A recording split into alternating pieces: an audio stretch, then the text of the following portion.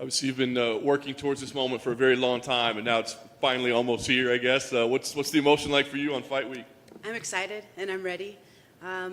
Like you said, John, yes, I have been working for this my entire career. Yeah. Does it feel different? I mean, like you said, like it's this goal that you're trying to work to, and now it's that moment. I mean, does it feel different than a normal fight week, or do you try to normalize it? I absolutely try to normalize it. Keep it simple, stupid. It's just another fight at the end of the day. If you get a belt at the end of the night, that's cute. I don't want to make it bigger than what it is and let the media and everything like that get to me. I just need to focus on what I do and go to work. Nice. You were obviously vocal when things got rescheduled. You had the August call out there, why she's not here. What was going through your head at that time? Like, were you concerned that like somebody's going to take this away from me, or did you always know that this moment would get here? I always knew that this moment would get here, and I wasn't concerned. Mouth of the South over here had to do what I had to do to get the fight, but now that I got the fight and now that I knew that the fight was going to happen, I knew that, a month from now, 2 months from now, or, in the past, whatever, eventually the fight was going to happen. So I just needed to be patient, and we're here. When you've seen Amanda's run, when you look at her opponents, do you see mistakes that opponents are making, or do you see that they just didn't have the right style, the right tools that you bring? What do you see as the reason that she hasn't been beaten in so long? I don't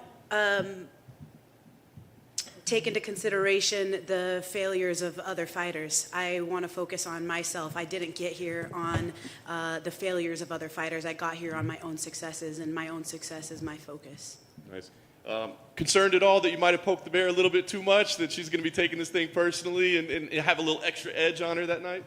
No. It's a fight. It's nothing personal. When you become the champ, you get a target put on your back. I would expect nothing less. You got to assume that people are going to want to gun for your spot. And so that's just the nature of the beast, and that's the way that this game works. Nice. Last thing for me, you win the belt on Saturday night. What means more, the fact that you're UFC champion, that you've been working all this time for, the fact that you take out the GOAT? Which one means more to you?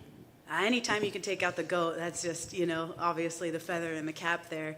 But I truly am ready to step into the light of becoming the new bantamweight world champion. I'm ready to be that role model for young women, for young men, just to let them know that, from a little tiny garage in Spokane, Washington, you can make it. You can make your dreams come true, and I'm ready to step into that light. Julianna, right here. Do you feel Amanda's been tested off of her back, looking back at her previous opponents? I don't know.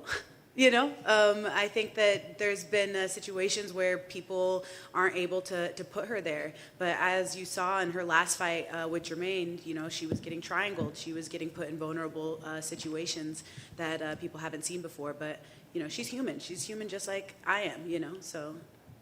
I remember after your win against Sarah McMahon, you had said you kind of knew taking her down, that was the path to victory, just looking at Sarah's previous opponents, that what they did well against her. So when you're watching all of those opponents kind of find some sort of success off there, like working on with Amanda on the ground, is that what you're seeing as well, like a path to success that they couldn't achieve in there?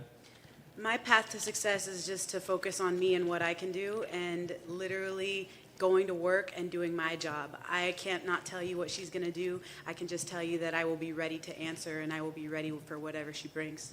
Then on one of the embeddeds, your coach said that you are, quote, the perfect person to deal with that kind of firepower that Amanda Nunes is bringing. So what exactly does he mean that sets you apart, that you can deal with the firepower that Amanda Nunes brings? I mean, if you look back at any of my previous fights, I've only dropped 2 fights in the last 10 years, and they were to champions, and I was winning. If you go back and you look back at those fights, I'm literally winning. I have them dead in the water. I made some amateur mistakes that I have been able to clean up, and I'm ready to execute. And I think that the most important thing is to go out there and just do my job and focus on what I can do and make sure that I execute. Julianna, in the middle right here.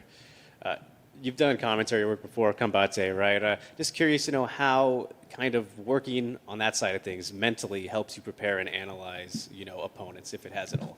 I just want to give a shout out to Campbell McLaren for giving me an opportunity to be put in that position to commentate and to let me get my feet wet in the commentating field aside from fighting. And I'm just super grateful for that opportunity. I definitely think that it's kind of been a hard thing because I'm like motor mouth all the time. And so like commentating is actually a lot harder than I took into consideration consideration, and sometimes they're just like, ease it down, back it up, and I think that that's definitely helped me. But as you can see, sometimes I still kind of screw it up and let my first thoughts come to mind and spew that out. So I think commentating for Combate has definitely helped me kind of rein it in a little bit.